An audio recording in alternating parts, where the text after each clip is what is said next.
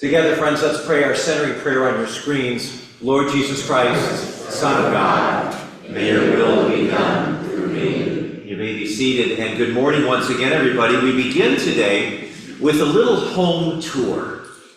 That's right, a tour of some homes that I think you're going to find very interesting. We're going to a unique apartment building in suburban Tokyo that's aimed at keeping you healthy and vibrant and alive and around for a very long time. Steve, you can show us some pictures on our screens there. A couple of photographs of a place called the Reversible Destiny Lofts. An apartment building. It was designed by a couple, a poet and an artist, to no surprise.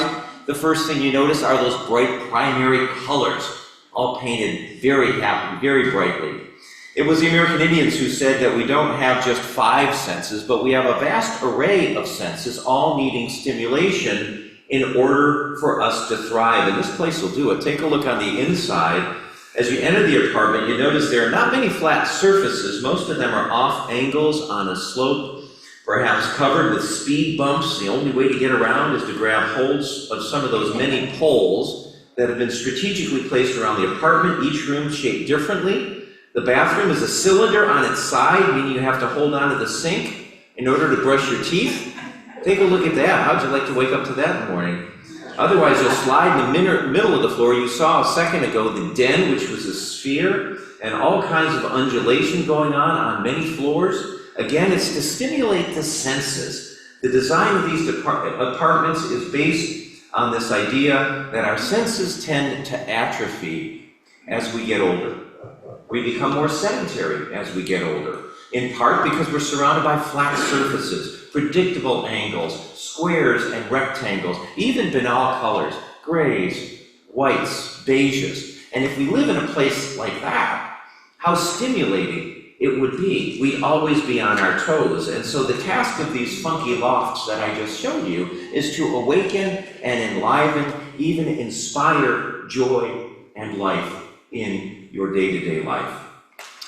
You know, a woman I know of toured that apartment building. When she came out, her evaluation, much like my own, it's a bit much. But one thing that surprised her was that when she finished the tour and went outside, she thought that, the normal world would seem rather boring, rather bland. But what she found was that after being in those apartments and having her senses stimulated in this way, it actually made her hyper-aware of her environment. That the colors in nature all popped. That things that were unnoticed all of a sudden begged for attention. And that this exposure to such a stimulating place made her more alive, more aware of what was happening in her everyday world. Now, I wonder that if the transfiguration experience that Father Steve just read to us in the gospel, James, John, Peter climbing that mountain, seeing Jesus turn bleach white, 2 dead Old Testament figures, Moses and Elijah, appearing alive, all amidst a mysterious cloud, complete with a voice from heaven, wasn't a similarly stimulating environment. And I wonder if it made those disciples more alive, more aware of what was happening with Jesus as they descended that mountaintop and re-entered their everyday world. How much more hyper-aware must they have been of who Jesus was, what Jesus was up to, and what that would mean for them? I wonder if the goal of today, of Transfiguration Sunday, is to make you and me a bit more aware of who Jesus is, what he's up to, and what that means for you and for me. For James and John and Peter, the Transfiguration did 3 things. It made them more convinced, made them more committed, and eventually more comfortable with who they were and where they were going. How will today help you become more convinced of the reality of God and Christ in your life? More committed to doing the work that God has called you to do? And more comfortable with who you are and where you're going? Once upon a time, there was a princess The princess in a palace who came down to dinner and told her mother, the queen, "Mom, I found my husband." "Wonderful," her mother exclaimed. "Who is it?" "Well," she said, "it's Arnold the butler." "Oh my," said the queen, "but you've had courtiers from all the neighboring kingdoms come and visit you. And they've taken you out in solid gold carriages. They brought you gifts of diamonds and of furs. They've longed to marry into our family, which is the most powerful family in the land." "Well, that's the problem," said the princess. "I've not gotten the impression from any of these so-called courtiers that they may be the least bit worthy of my care and of my trust." "You have to give a chance, my dear," said the queen. "Oh, I've given Arnold many chances," she retorted. "I must say that on more than one occasion I've hidden behind the curtains. And I've seen Arnold in my bedroom doing his job of tidying up. And I've seen the great care and the respect that he has for me by the way he treats my things. I have seen him put away my jewelry, arrange my purses, store my furs. And he has never so much as stopped to observe, much less try to take any of the invaluable things that are so dear to me. He has shown me in private what kind of man he really is." And with no further objection, the queen agreed to the marriage, which went on to last a lifetime, around which the kingdom thrived.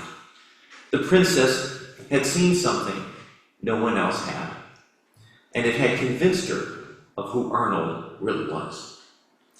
James and John and Peter saw something nobody else did, and it convinced them of who Jesus really was. I wonder about your experience with Jesus and the things you have seen about him in private and have convinced you, how he's appeared to you, how he's answered your prayers, how he has made himself known to you, convincing you of who he really is.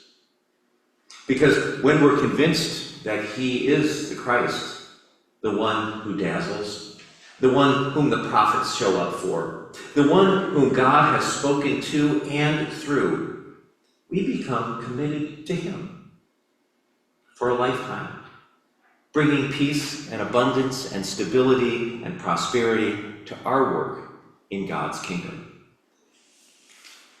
You know, I was talking with a couple recently, counseling them for marriage. It's coming up this summer, and they'd known each other since grade school, went to college together.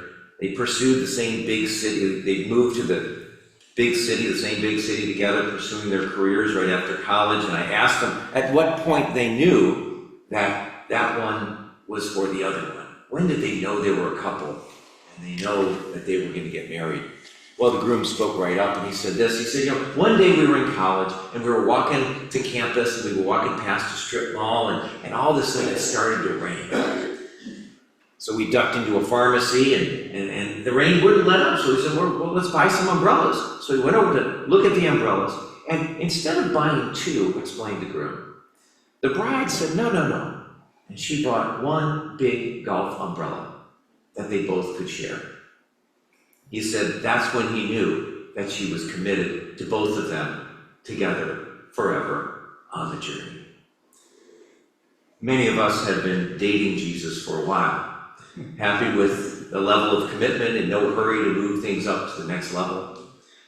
Well, the Transfiguration challenges you and me to grab hold of the ways that Jesus has made himself known in our lives and then commit to him more fully. What does that look like in your life to stop the dating and to go on to a higher level of commitment with Christ? Is it scary because it might mean rearranging commitments, priorities, loyalties? Will it send us out into the world to do things that are inconvenient, uncomfortable, dangerous, unpopular? How is Christ's appearance in our lives inviting us to a deeper commitment to his work in the world?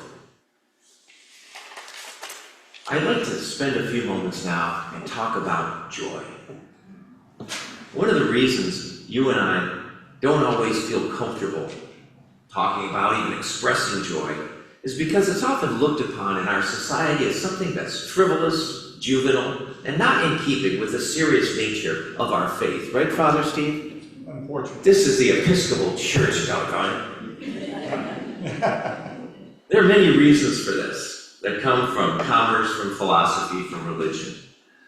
To mention just one of them, the writer Goethe, back in the early 1800s, was once commenting on the new discoveries of different civilizations by the empire-building Europeans.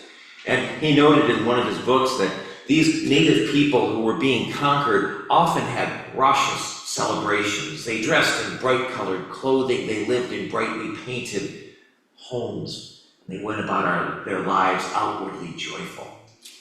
This is who this European writer described as savages, uneducated, primitive in comparison with the educated and powerful Europeans, who then, as a result of these observations, dictated a persona of drab, monotone seriousness to distance themselves from those being conquered, and thus established as the more acceptable defaults for respectable citizenship.